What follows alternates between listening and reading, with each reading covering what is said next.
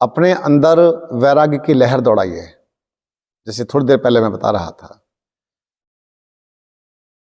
कि मेरा इस संसार से क्या नाता है। मेरा एक नाता प्रभु से है। मेरा जो जन्म हुआ है स्वयं को जगाने के लिए हुआ है। मैं स्वयं को समझ सकूं, उस परमात्मा शक्ति को समझ सकूं, उस परम रस में सराबोर हो सकूं, मैं तृप्त हो सकूं उसमें, इसके लिए जन्म हुआ है। और जब हम ऐसा ही करते करते आंखें बंद कर बैठते हैं कि हे मेरे प्रभु, मैं तो आपको जानता भी नहीं हूं, पर जन्म जन्म से भटक रहा हूं। जब आपकी प्रार्थनाओं में गहनता आती है, जब आप एक अबोध बच्चे हो जाते हैं, ऐसे समझो कि जैसे मां की गोदी में लेटा हुआ बच्चा उस अमृतमयी मां परमपिता परमात्मा से अपनी बात कह रहा है, अबोध बच्चे की भांति। तो फिर तो समझो कि मन आपका, आप पूरे के पूरे उसमें ही लगे हुए हैं। और जब मां बेटे की बात होती है ना, तो उसमें किसी की भी कोई बात नहीं रहती सामने इधर उधर की। फिर तो मां बेटा ही है। मां बेटा बहुत बड़ी है। तो वो परमपिता परमात्मा मां भी है, पिता भी है, आपका बंधु भी है। कई लोग कहते हैं अरे मेरे यार, मैं तो तेरे को पाने के लिए पता नहीं कब कब से भटक रहा हूं। उसको अपने यार समझते हैं, मित्र समझते हैं। भाई आपके जैसा मित्र कोई है ही नहीं संसार में।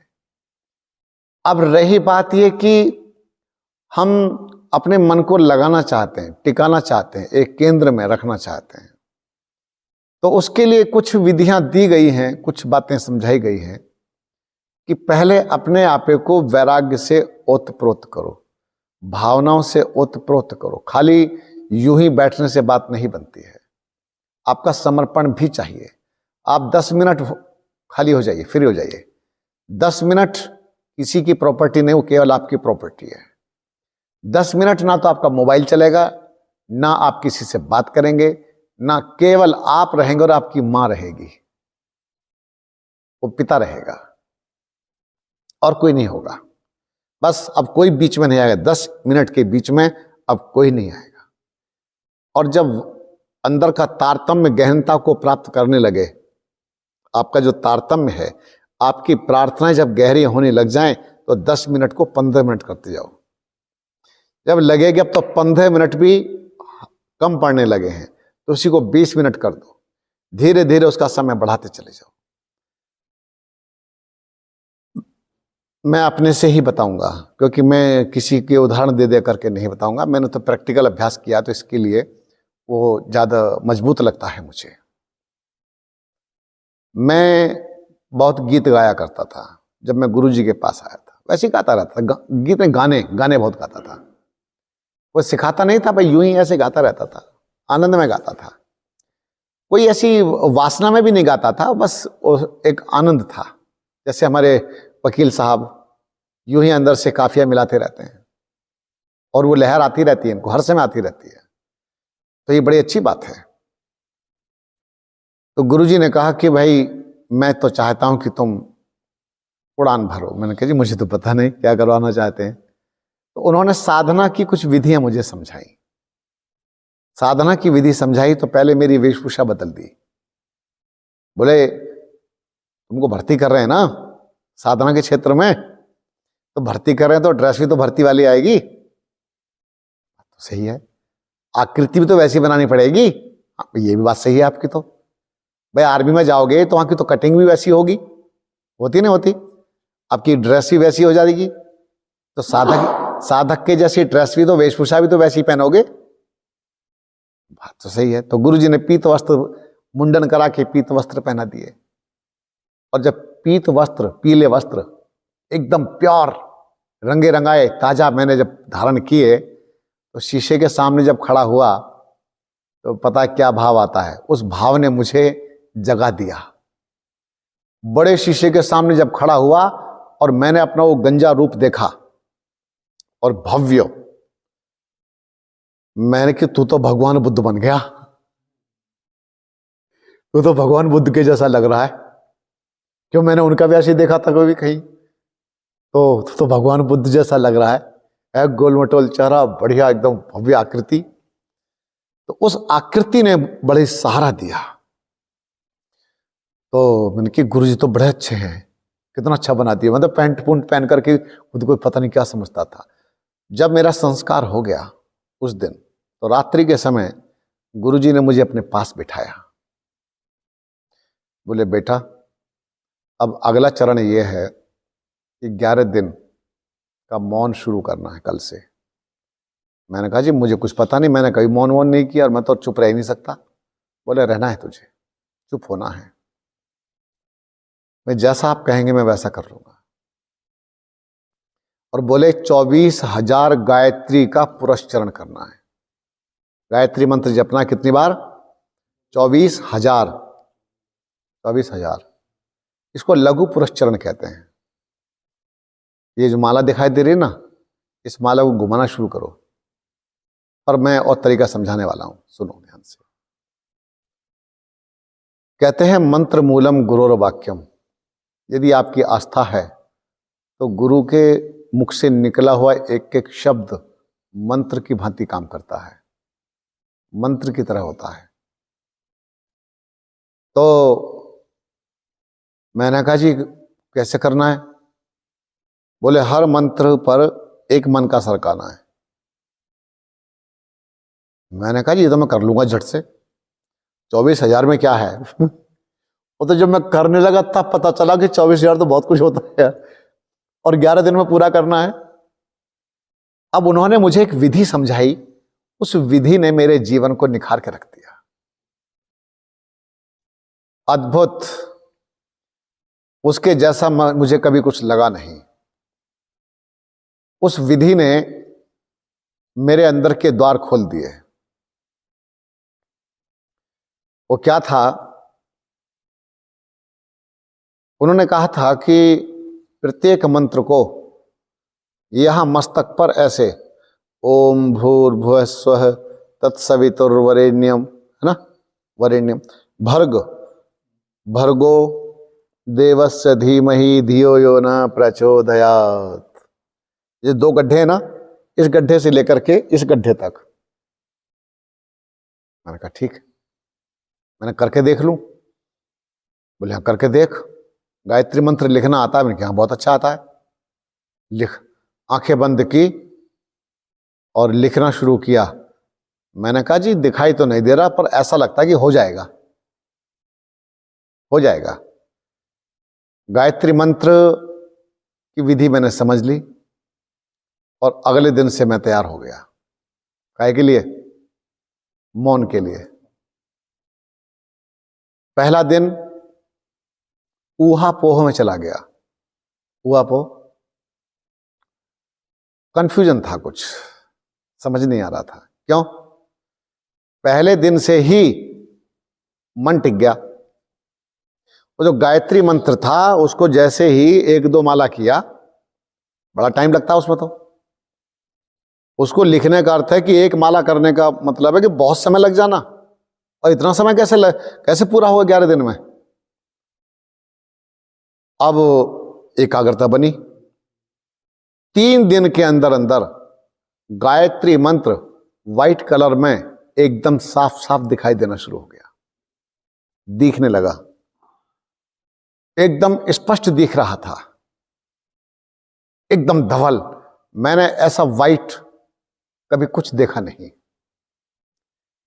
पहाड़ों में भी रहा हूं, बर्फीले क्षेत्रों में भी रहा हूं, सूरज की किरणें पड़ती हैं, चांदी जैसी बर्फ चमकती है, वो कुछ भी नहीं, उसका कुछ भी नहीं।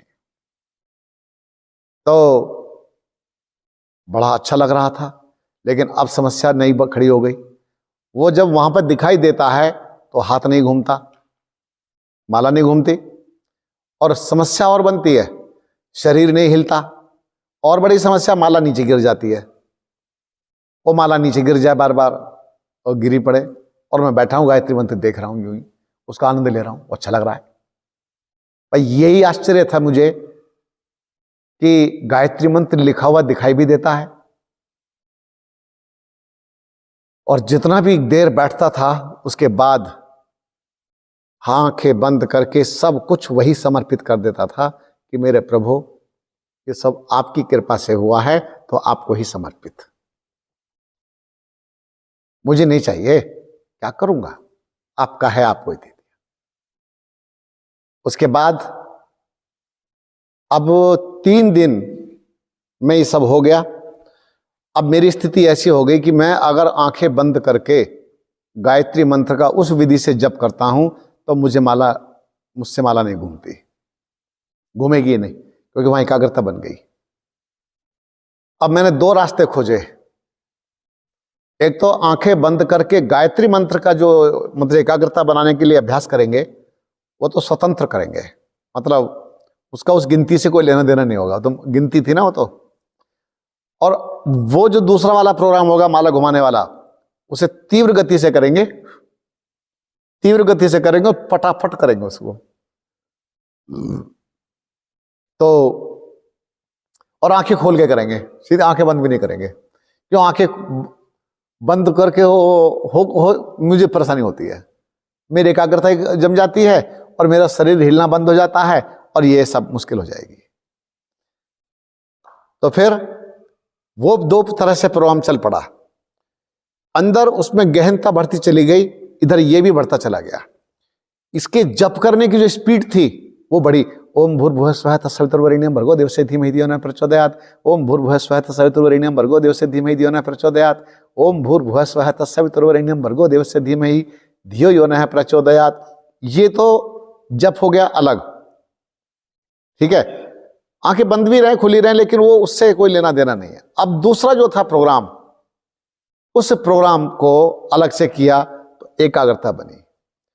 अब यहां पर क्या हुआ, कुछ समय के बाद ही वो गायत्री मंत्र जो दिखाई देता था वो भी मिटना शुरू हो गया। अब वहां से फिर अगला द्वार खुला। अगला द्वार खुला तो हल्की सी पीले कलर में ज्योति दिखाई दी, सफेद रंग की भी वहीं देखी, लाल, कुछ लाल और पीली भी देखी। नीली जो ज्योति होती है सबसे बड़ी जो मानी जाती है, हाईएस्ट, वो उधमपुर की साधना में देखी। ये ज्योतियां दिखाई देने शुरू हो जाती हैं जब यहां पर, केंद्र समझ लेना, केंद्र यही है। हमने गायत्री मंत्र का सहारा लिया है, लेकिन केंद्र यही है। हृदय में नहीं करना है, हृदय में आपको बाधा पड़ जाएगी। चुपचाप शांत भाव से गायत्री मंत्र का लेखन आंखें बंद करके करो। ऊर्जा कहां से आएगी पता भी नहीं चलेगा। नए व्यक्ति का जन्म होना शुरू हो जाएगा। तुम अब व्यापारी नहीं रहोगे, तुम वकील नहीं रहोगे, तुम डॉक्टर मास्टर नहीं रहोगे, तुम कुछ अलग होते चले जाओगे। और वही तो चाहिए था। ये पहचान बाहर की मिटानी पड़ेगी, कोई पहचान नहीं चाहिए हमें, हमारी पहचान चाहिए सिर्फ। ये हमारी पहचान नहीं है, ये तो प्रोफेशन की पहचान है। ये तो बाहर की ऐसे पहचान है कि सुरेंद्र नाम के कोई दूसरे लोग नहीं है क्या, ढेरों सुरेंद्र। ये तो एक शरीर की पहचान है जिससे हम आपको बुला सके। हमें तो हमारी पहचान चाहिए। वो जो अंदर की स्थितियां हैं वो एकदम बदलने प्रारंभ हो जाएंगी, लेकिन अपने मन को यही टिका करके रखना। 2 बातें हैं, मैं अगली बात अपनी ओर से कहता हूं। अगर गायत्री मंत्र लिखने में समस्या बने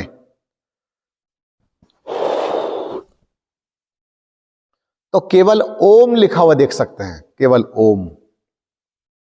अब उसमें आपको अलग से माला घुमाने की आवश्यकता नहीं, चुपचाप बैठो, ऐसे ओम को आप लिखा हुआ देखें बार बार, या बार बार लिखें,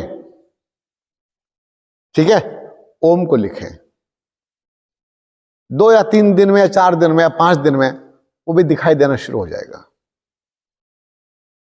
क्योंकि गायत्री मंत्र की शक्तियां बहुत अधिक हैं, ओम की तो कोई पारावार ही नहीं है।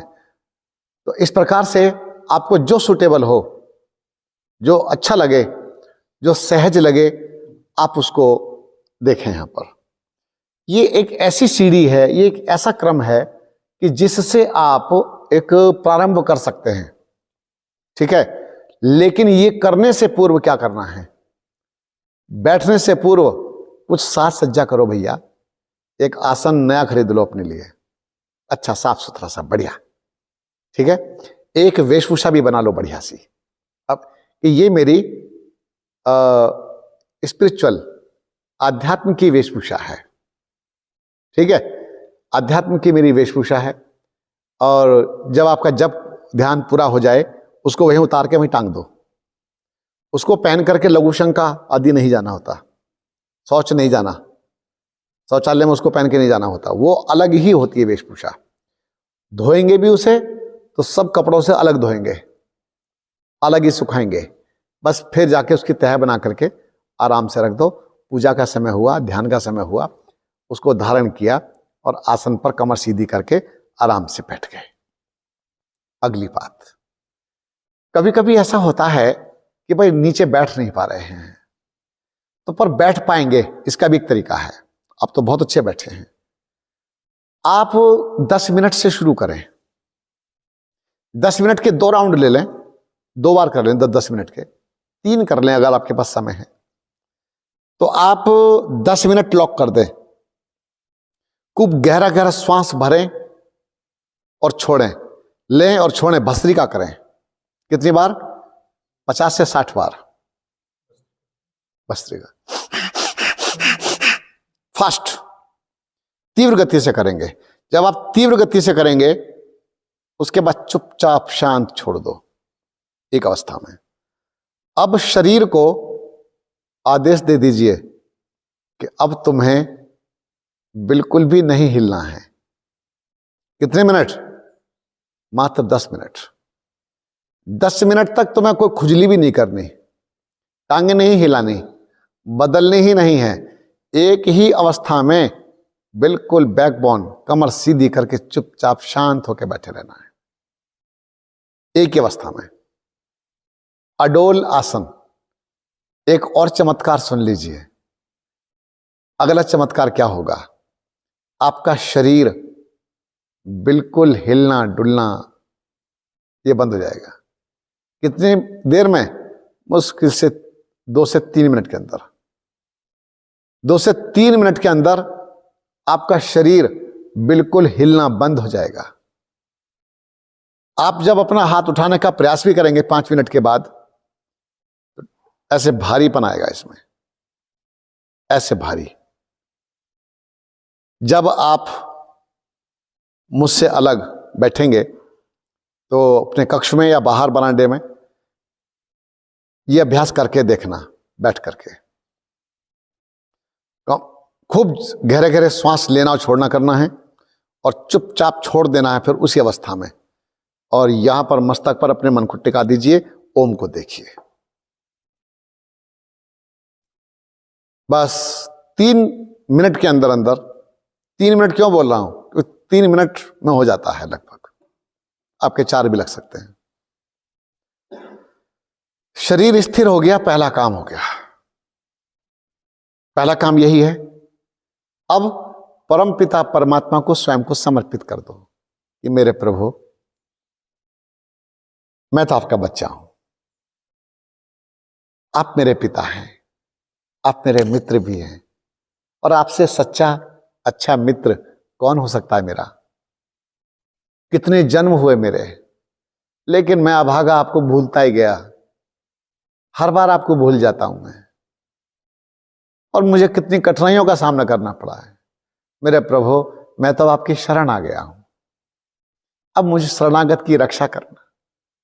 बस इतनी कृपा चाहता हूं कि बस मैं आपकी गोद में बैठने का अधिकारी बन सकूं, आपके साथ रहने का अधिकारी बन सकूं। बस अपना आशीर्वाद मुझे दे देना। जब आप अंतर हृदय से प्रार्थना करके बैठ जाते हैं अभ्यास के लिए, ओफो, आप निहाल हो जाते हैं। फिर कुछ ऐसा पाएंगे, अभी गीत में गाया था ना, मैंने पाया ऐसा कुछ है बताया ना जाए गिन गिन गिन। तो कुछ ऐसा प्राप्त होगा जिसे आप शब्दों में कह ही नहीं सकते। आंखें खुली हैं, पहले भी देखते थे, आज ये कुछ अलग देख रही हैं। ब्राह्मी दृष्टि बननी शुरू हो जाएगी, रोम रोम से परमात्मा की सुगंध आनी प्रारंभ हो जाएगी, कस्तूरी जैसी सुगंध आनी प्रारंभ हो जाएगी। ये जो कस्तूरी जैसी सुगंध आती है, ये आपकी अपनी सुगंध है। अभी तक आपकी अपनी सुगंध नहीं आ रही है, आती है उन अच्छे विचारों की आती है जो किसी संत महात्मा के द्वारा सत्संग से किसी ना किसी तरह से आपने इकट्ठे कर लिए थे, उसकी थोड़ी सी झलक आ जाती है। लेकिन कुछ गलत तरंगे भी होती हैं कि जो कुछ लोभ के कारण, लालच के कारण, काम के कारण, क्रोध के कारण, अहंकार के कारण जो इकट्ठी हो जाती हैं, मैं के कारण इकट्ठी हो जाती है। मैं कहना बुरी नहीं बात नहीं है, मैं शुद्ध होनी चाहिए। मैं अपने आत्म स्वरूप को बोलो। कैसे? शुद्ध हो हम, मैं शुद्ध हूं, मैं बुद्ध हूं। बुद्ध यानी जैसे बोध हो गया हो, जो जगा हुआ हो। मैं चैतन्य हूं, मैं पवित्र आत्मा हूं, मैं पुण्यात्मा हूं। मेरे बड़े पुण्य हैं, मेरे बड़े पुण्य हैं कि मुझे ये मानव तन प्राप्त हो गया है। मेरे बड़े पुण्य हैं कि मुझे अच्छे अच्छे महापुरुषों का साक्षात्कार हो गया है। मेरे बड़े पुण्य हैं कि प्रभु मैं आप का पुत्र हूं, आपका बच्चा हूं। मेरे बड़े भारी पुण्य हैं। इसलिए प्रातःकाल में हंसी के समय कहलवाता हूं ना, दुनिया अपने बाप की है। यूं ही नहीं कहते हैं, इसमें दम होता है। दुनिया अपने बाप की है, ये समस्त संसार मेरे प्रभु का है, उसका है। तो इसीलिए अपनी अंतः चेतना को जगाइए और निरंतर अभ्यास करते चले जाइए। बस यही है जो कुछ है, यही है। आसन आपने कहा कि अपना एक अलग से जी, वो आसन किस स्थान पर रखना है? जहाँ पूजा करते हैं वहां आपकी भांति, कहीं या अपने बेडरूम में ही? आपकी भांति एक जज साहब थे, मिस्टर आर.एस. राठी। ये वर्षों पुरानी बात है। तब तक तो मैं गृहस्थ जीवन में भी नहीं था। उन्होंने ऐसे ही कोई व्याख्यान सुना था मेरा, प्रभावित हुए। बोले जी आपको मेरे घर चलना है। मैंने कहा जी मैं क्या करूंगा घर? बोले नहीं नहीं नहीं आप आइए। अपने घर ले गए। बोले सिर्फ एक ही मार्गदर्शन चाहता हूं कि जिस कमरे पर आप हाथ रख दोगे उस कमरे को मैं खाली करा दूंगा। कोई भी उसमें कितना भी सामान है, कुछ भी है, सिर्फ मुझे ये बता दो कि मुझे बैठना किस कमरे में है, किस कक्ष में बैठना है, किस दिशा में बैठना है। उनके वहां पर एक जगह मुझे अच्छी लगी कि ये तो इनके लिए बहुत अच्छी रहेगी, कि जहां पर कोई बहुत शोरगुल भी ना आता हो, शांत हो, या कुछ सूर्य की किरणें भी आती हों। अगर प्रभात काल की किरणें आती हैं तो आनंद ही कुछ अलग है। और प्रभात काल में यदि किसी स्थान से उगते हुए सूर्य का भी दर्शन होता है फिर तो और भी बात क्या है। और अन्यथा कुछ नहीं समझ में आता तो छत पर, अगर आपके पास छत है अपनी, छत पर जाइए, थोड़े समय के लिए वहां भी प्रभात काल में बैठ सकते हैं। गर्मियों के दिनों में तो वहां भी उसका आनंद ले सकते हैं। आप कोई भी जगह चुन लें लेकिन स्थान एक ही रखें, बार बार उसको बदलें नहीं, ठीक है। और जहां पर आप अभ्यास करें उस कक्ष में सामान नहीं होना चाहिए, ये पहले ध्यान रखना। भरे हुए सामान में ओम ध्वनि करके देखना और भरे हुए कक्ष में ओम ध्वनि करके देखना, गूंज नहीं आएगी। आप खाली कक्ष में ओम ध्वनि करके देखना, पंखा भी ओम ध्वनि कर रहा होगा। ऐसा लगेगा कि ये पूरा रूम, पूरा कक्ष ओम ध्वनि से भर गया है और बहुत देर तक आपको ध्वनि आ रही होगी। तो कमरा ऐसा चुनाव करें कि जिसमें सामान ना भरा हुआ हो, खाली करवा दीजिए उसे कि ये पूजा का कमरा है। धूप अगरबत्ती कुछ नहीं चाहिए। धूप अगरबत्ती की कोई आवश्यकता नहीं है, सारी धूप अपने अंदर जला दो। बाहर भी दिया नहीं जलवा रहा हूं, अंदर का जला लो। अंदर का दिया जलाओगे तो मैं ज्यादा प्रसन्न हो सकता हूं, मुझे अच्छा लगेगा। और समय क्या होना चाहिए? समय भी निर्धारित कर दीजिए। प्रभात काल का एक समय चुन लीजिए, अलार्म लगा दीजिए कि मुझे उतने बजे अपने प्रभु के लिए बैठना ही बैठना है। मेरा तो भाई ऑफिस का टाइम। बैठने से पहले पहुंचा दीजिए। बताऊंगा। जब आप बैठेंगे कि भाई मेरे तो मिलने का समय हो गया है, किसी मित्र को समय दे देते हैं या किसी ऑफिसर को समय दे देते हैं, तो 5-7 मिनट जाके पहले बैठ जाते हैं ना, 10 मिनट पहले जाके बैठ जाते हैं, भाई लेट ना हो जाए। ऑफिसर को प्रतीक्षा नहीं करवा सकते। ठीक इसी प्रकार से वो पूरी दुनिया का ऑफिसर है, परमात्मा पूरी दुनिया का साहब है। वो सारे प्रधानमंत्रियों का वही एक प्रधानमंत्री है, सब जगह सारे संसार का वही राष्ट्रपति है, उसके जैसा राष्ट्रपति कोई नहीं। उसको जब समय निर्धारित हो जाए उसका, तो समय पर पहुंच जाओ और जाकर के प्रसन्न हो कि मैं आ गया, प्रभु आ गया, आ गया, आ गया, आ गया। और जब वो समय आ रहा हो, बस आ लिया, बस आ लिया, आया आया, बस आ गया। उत्कंठा पैदा करो कि मेरे प्रभु से मिलने का समय हो गया है। दूसरा क्या पूछा था आपने? इस समय के बारे में पूछा था। हाँ, फ्री हो जाइए, आंखें खुली, भरे हुए कैसे बैठोगे? अगर नहीं स्टमक, यदि हाँ, यदि कोई इलाज नहीं है, सहज हो जाइए, सहज हो जाइए, हाथ पैर मुंह धोइए, चुपचाप शांत होकर के बैठ जाइए। अपने यहां प्रेशर नहीं डालना है। खाने की भी आवश्यकता नहीं है। मैंने कहा सहज हो जाइए। यदि लगता है कि 2 लोटे पानी डाल लेता हूं, थोड़ा सा फ्रेश हो जाएगा, तो डाल लिया, और नहीं तो कुछ नहीं, चुपचाप शांत होकर बैठिए। आंखों पे छींटे वगैरह जरूर लगा लेना, हाथ पैर भी धो लेना चाहिए ताकि चेतना बने। स्नान जो किया जाता है, नहाते जो हैं, वो चेतना के लिए नहाया जाता है, ताकि रात्रि की जो गर्मी वगैरह जो चढ़ी होती है शरीर में, अंदर रोमकूप में सब पूरी भरी पड़ी होती है, वो धुल के साफ हो जाती है और आप एक चैतन्य होकर बैठ जाते हैं। और बोलिए। तो किसी भी तरह की किसी आडंबर की आवश्यकता नहीं है, बस दो की आवश्यकता, आपकी और उसकी। एक बात और है, यदि नीचे ना बैठा जाए, कभी कभी ऐसा होता है भाई थकान सी लग रही है और मुझे कमर सीधी करने में बाधा पड़ रही है, तो एक कुर्सी ले लीजिए, पर कुर्सी ना तो प्लास्टिक की हो ना लोहे की हो, कुर्सी लकड़ी की बनवा लीजिए। एक ऐसी कुर्सी बनवाइए जिस पर आप आराम से शांत होकर के बैठ सकें, और कभी भी तनावग्रस्त चेहरे से ही नहीं बैठना है, एकदम सहज हो जाना है। क्योंकि अब प्रधानमंत्रियों के प्रधानमंत्री से मिलना है। तदे जति तन्नई जति तद्दूरे तद्वंती के, वो परम पिता परमात्मा तदे जति तन्नई जति तद्दूरे तद्वंती के, वो निकट भी है, अत्यंत निकट है, और इतना निकट है कि कहीं हमें जाने की आवश्यकता ही नहीं है। वो दूर भी है, दूर भासता है। क्यों दूर भासता है? क्योंकि हम उससे दूर हैं, हमने मानसिक दूरी बनाई हुई है।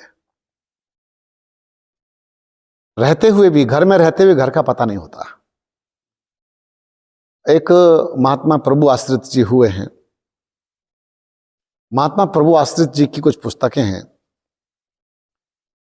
उन्हीं की संभवतः तो गायत्री रहस्य नामक पुस्तक में है लिखा हुआ। वो कहते हैं, अपने मन से बात करते हैं, न भटक ख्याले जर में मना, न भटक ख्याले जर में मना, ईश्वर का यार हो जा। तेरा तो है प्यार उसी से, तू उस पर निसार हो जा। इस तन की बना ले कुटिया, ये जो तन है ना, तन, इस तन की बना ले कुटिया, खुद बन जा इसमें साधु। तन भी तो कुटिया है। ये लाए कुटिया खरीद के लाए थे, गए थे कुटिया खरीदने के लिए भी डॉक्टर साहब भी। इस तन की बना ले कुटिया, वो तो मक्खी मच्छर का बचाव करेगी, लेकिन इस तन की बना ले कुटिया, खुद बन जा इसमें साधु। और जप का बिछा दे आसन, जप का बिछा ले आसन, प्रियतम का तार हो जा। मेहरों वफा की गंगा, मेहरों वफा, दान पुण्य, पुण्य दान पुण्य आदि पुनीत कर्मों की गंगा, मेहरों वफा की गंगा कुटिया से बहती निकले, सिद्को वफा का बेड़ा चढ़ उस पे पार हो जा। तो पुण्याई के बेड़े पर चढ़ करके पार हो जा, तो उस ध्यान के बेड़े पर चढ़ करके पार हो जा। तो ये जो तन है ये भी एक कुटिया है, कुटी है ये। लेकिन अगर कुटिया में चोर घुस गए हों तो चोर आपको साधना नहीं करने देते हैं, बहुत दुखी करते हैं। बिच्छू घुस गए हैं तो डंक मारते रहते हैं, सांप घुस गए हैं तो फफकार रहे हैं, काट भी रहे हैं। वो जो सांप हैं, बिच्छू हैं और जो लुटेरे बैठे हैं घर अंदर कुटिया के अंदर, इनको साफ करना पड़ेगा, साफ करना पड़ेगा। जब तक अभ्यास करते करते ये फिर भागने शुरू हो जाते हैं। जैसे दिया जलेगा अपने आप भागेगा, अंधेरा भागेगा। तो अंदर का दिया जला देना है। तो ये अंधकार, डरावना अंधकार, पर मैं कहता हूं ये जो बाहर अंधकार दिखाई देता है ये बहुत बुरा नहीं है, ये तो साधकों के लिए वरदान बनता है। या निशा सर्वभूता नाम तस्याम जागृति संयमी। जो रात्रि समस्त जीवों के लिए शयन की होती है, सोने के लिए होती है, उसमें संयमी पुरुष जाग जाता है और अपनी चेतना को समझता है, चेतना में जागता है। तो महानुभावों, बस अब उस आनंद की ओर भी चलो, बहुत हो गया। जाम पर जाम पीने से क्या फायदा, रात बीती सुबह उतर जाएगी। प्रभु रस की प्यालियां पी ले, तेरी सारी जिंदगी सुधर जाएगी। बस अब तो वो नशा चढ़ाना है कि जो कभी उतरता ही नहीं है। ये नकली नकली नशे क्या करने यार, ऐसा नशा करेंगे जो कभी नहीं उतरता। नाम खुमारी नान का चढ़ी रहे दिन रात, भांग भसोड़ी सुरापान उतर जाए प्रभात, और नाम खुमारी नान का चढ़ी रहे दिन रात, उसकी आवश्यकता है। चलिए, बहुत बहुत धन्यवाद।